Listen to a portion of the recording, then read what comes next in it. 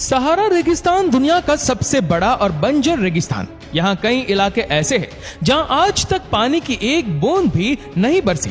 ऐसे में वहाँ समुद्र की कल्पना करना भी बेईमानी सा लगता है।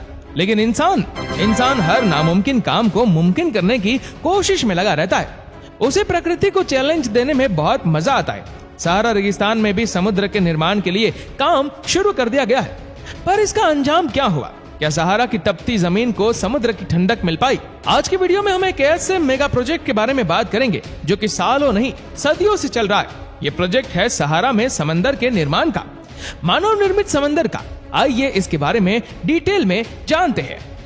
दुनिया में किस किस जगह पर समुद्र हो सकता है, तो शायद सहारा आपके लिस्ट में लास्ट ऑप्शन में होगा। पर कहा जाता है कि इंसान हमेशा हालात बदलने की कोशिश में लगा रहता है, और यहाँ भी ऐसा ही हुआ। सहारा रेगिस्तान में एक विशाल समंदर के निर्माण की योजना पर काम चल रहा है, और ये प्रोजेक्ट अभी का नहीं सालों पुराना है, और आज भी ट्यूनीशिया की सरकार की मदद से इस प्रोजेक्ट पर काम चल रहा है। आप सोच रहे होंगे कि आखिर इस प्रोजेक्ट में ऐसा है क्या जो इतना वक्त लगा रहा है, और आखिर क्यों ट्यूनीशिया की सरकार सहारा जैसे इलाकों में समंदर बनाने के लिए करोड़ों अरबों डॉलर खर्च कर रही है। तो देखिए, पानी किसी भी देश की मूल जरूरतों में से एक है, और देश के विकास में भी इसका काफी योगदान रहता है, क्योंकि बिना पानी की खेती संभव नहीं। इसके अलावा समुद्री व्यापार के लिए भी समुद्र की जरूरत पड़ती है। यही सबसे बड़ा कारण है कि समुद्र के किनारे बसे देश ज्यादा संपन्न होते हैं।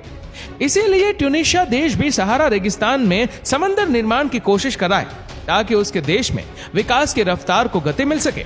इस प्रोजेक्ट का आइडिया सबसे पहले सन 1870 में ब्रिटिश इंजीनियर डोनाल्ड मैकेंजी के दिमाग में आया था कि यहाँ से समुद्री व्यापार के लिए बंदरगाह बनाया जा सके, जिससे व्यापार को गति मिल सके। उन्होंने इस पर काफी रिसर्च की और पाया कि माली के साथ सीमा के पास आधुनिक मोराटोनिया में एक ब्लॉफ के रूप में जाने जाना वाला क्षेत्र समुद्र तल से पर्याप्त नीचे था। अगर इस इलाके को 1000 किलोमीटर दूर स्थित अटलांटिक महासागर से जोड़ दिया जाए तो ये 1.5 लाख स्क्वायर किलोमीटर से अधिक का एक बड़ा समुद्र बन जाएगा। यह आकार सुपीरियर झील के आकार का लगभग 2 गुना है। सुपीरियर झील कनाडा और अमेरिका की सीमा पर स्थित एक झील है। उसका मानना था कि इससे नहर को नाइजर नदी से जोड़ने की राह आसान हो जाएगी, और फिर यूरोपीय जहाज सूडान तक यात्रा कर पाएंगे और वहां मौजूद नेचुरल रिसोर्सेज का फायदा उठा पाएंगे। इससे सबसे बड़ा फायदा समुद्री व्यापार को होगा, जिससे इस क्षेत्र के लोगों के जीवन में सुधार आ जाएगा। साथ ही इस बंजर रेगिस्तान में खेती करना भी मुमकिन हो पाएगा, जिससे इसकी दूसरे देशों पर निर्भरता कम हो जाएगी। उस समय के हिसाब से ये काफी फ्यूचरिस्टिक सोच थी, लेकिन सोच जितनी अच्छी थी उसे हकीकत में बदलना उतना ही मुश्किल। उन्होंने अटलांटिक तट के पास सबकाथा में ऐसा ही कुछ देखा था, जो अटलांटिक सागर से सिर्फ 15 किलोमीटर या 10 मील दूर था। लेकिन यहाँ की कंडीशन वहां से बिल्कुल अलग थी।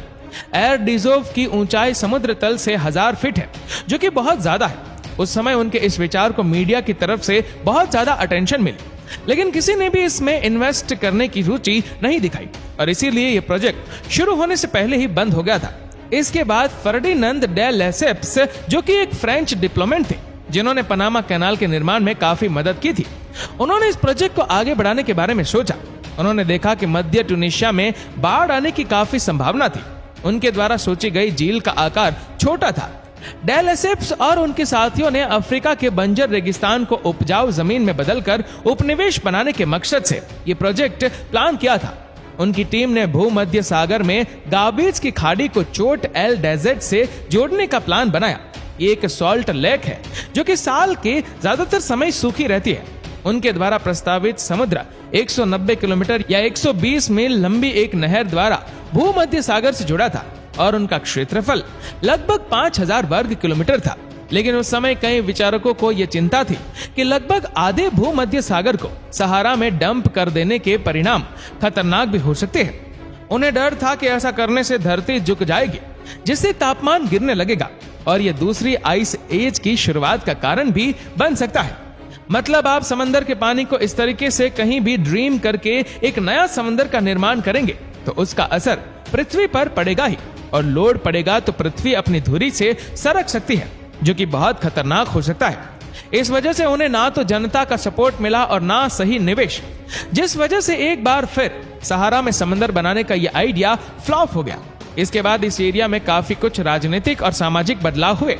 लेकिन बीच बीच में सहारा समुद्र को लेकर कोशिश चलती है। फिर 20वीं सदी में इस परियोजना में अमेरिका भी शामिल हो गया और अमेरिका का आइडिया अब तक अपनाए गए सभी आइडिया से ज्यादा ड्रामेटिक था।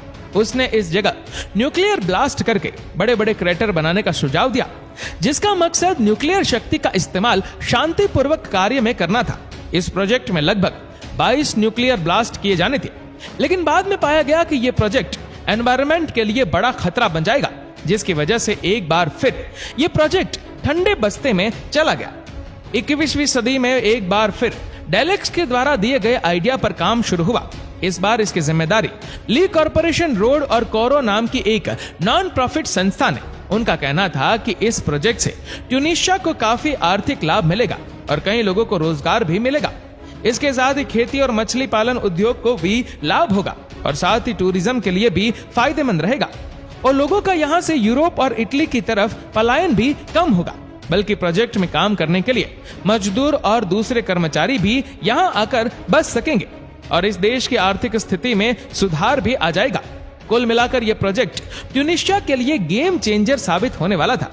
2018 में ट्यूनीशिया की सरकार से अप्रूवल मिल ही गया और अब उम्मीद है कि शायद सहारा में समुद्र बनाने का ये 150 साल पुराना सपना पूरा हो जाए। दोस्तों, क्या आजकल की एडवांस टेक्नोलॉजी की मदद से यह विशाल मेगा प्रोजेक्ट जल्द से जल्द पूरा किया जा सकता है? जब यह प्रोजेक्ट बनकर तैयार होगा तो यह दुनिया का सबसे बड़ा प्रोजेक्ट होगा, क्योंकि आज तक किसी भी प्रोजेक्ट के अप्रूवल होने में 150 साल का लंबा वक्त नहीं लगा। ये प्रोजेक्ट इस बात की भी मिसाल है कि इंसान अगर ठान ले तो कुछ भी कर सकता है, फिर सहारा में समुद्र बनाना ही क्यों ना हो। दोस्तों, सहारा रेगिस्तान में समुद्र बनाने का प्लान अभी अपने प्राथमिक स्तर पर ही है। इसमें काफी लंबा टाइम लगने वाला है, लेकिन अगर इस बार कोई रुकावट नहीं आई तो शायद आने वाले समय में सहारा में भी हरियाली नजर आने लगे। आपको ये जानकारी कैसी लगी? क्या हम इंसानों को इस प्रकार से फेक माउंटेन, फेक ओशंस और फेक हॉल्स बनाने चाहिए धरती पर? क्या ये सही रहेगा? क्या इस प्रकार से धरती के एक समुद्र से पानी निकाल कर उसे किसी दूसरे समुद्र का निर्माण करना सेफ होगा, या फिर इससे धरती का बैलेंस बिगड़ जाएगा? हमें नीचे कमेंट करके जरूर बताएगा। इस जानकारी को ज्यादा से ज्यादा लोगों तक पहुंचाने में हमारी मदद करें। शेयर करें इस वीडियो को फेसबुक पर, व्हाट्सएप पर, यूट्यूब पर, और ऐसी ही और भी इंटरेस्टिंग वीडियोस को यूट्यूब पर देखने के लिए नीचे कमेंट सेक्शन में लिंक दी गई है, जिसके ऊपर क्लिक करके हमारी चैनल को आप सब्सक्राइब करें और बेल आइकन दबाएं, ताकि हमारे हर लेटेस्ट वीडियो के अपडेट्स आपको मिलते रहे सबसे पहले। धन्यवाद।